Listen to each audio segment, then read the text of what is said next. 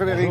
Oh là, j'ai aperçu les journaux ce matin, pas mal de politique. Oui, pas mal de Wauquiez, parce que c'est un homme qui est en couverture de plusieurs journaux, mais ce n'est sûrement pas pour lui faire plaisir, au contraire.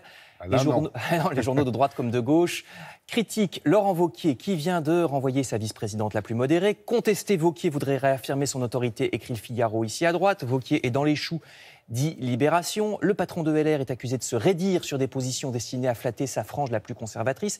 Et ça ne semble pas lui réussir. Où va la droite, demande La Croix. Wauquiez accusé de rétrécir la droite, écrivent Les Échos. LR et son patron sont très bas dans les sondages et le parti n'aurait plus d'espace entre l'extrême droite d'un côté et de l'autre un gouvernement qui lui pique ses électeurs en appliquant plus ou moins le programme dont LR avait rêvé. Alors la droite, se rétrécissant, ne resterait-il plus guère comme leader de l'opposition que Jean-Luc Mélenchon et Marine Le Pen, s'interroge la couverture du Parisien aujourd'hui en France, dans la mesure où, par ailleurs, le PS est encore dans les limbes de l'autre côté du spectre politique. Mais au fond, est-ce qu'il faut s'étonner de cette situation où les deux partis qui ont gouverné la France pendant des années, LR et le PS, ont quasiment disparu au profit d'En Marche et des deux extrêmes? Vous lirez par exemple dans le Parisien ce témoignage du député centre-droit Yves Jégo, bientôt ex-député, puisqu'il a décidé de quitter son mandat et de quitter la vie politique. Le Parlement est devenu un outil conservateur, dit-il, entre le poids des lobbies, je cite, et la logique de parti qui fait que la majorité finit toujours par voter les projets du gouvernement, quels qu'en soient les défauts.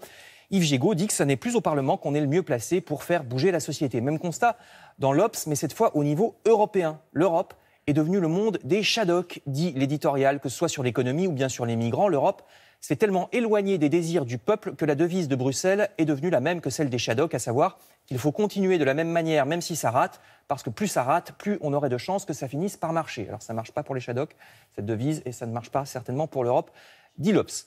Il y a aussi les promesses non tenues qui pourrissent la situation. Je reviens en France avec le gouvernement qui veut privatiser, vous savez, les aéroports de Paris ou bien la Française des Jeux, par exemple. Le Huffington Post donne la parole à l'ancien ministre socialiste Christian Eckert qui critique cet abandon de pouvoir par l'État dans deux secteurs qui sont pourtant stratégiques.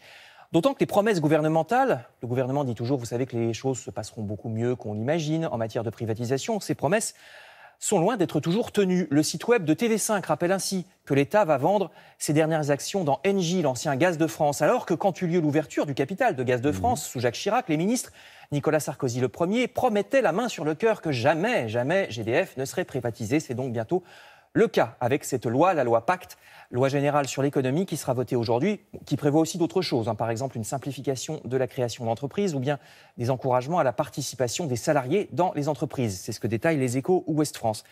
Mais cette loi ne prévoit pas grand-chose en revanche pour les travailleurs précaires. La Croix souligne certes que les entreprises qui abusent des CDD de courte durée pourraient voir leur cotisation sociale augmenter, mais attention, ce malus, c'est seulement pour l'an prochain et seulement si une autre solution n'est pas trouvée d'ici là.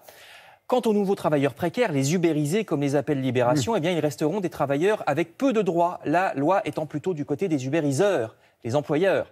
Ainsi, la loi prévoit que pourront être créées des chartes de bonne conduite dans ces entreprises de la nouvelle économie. J'ai bien dit pourront.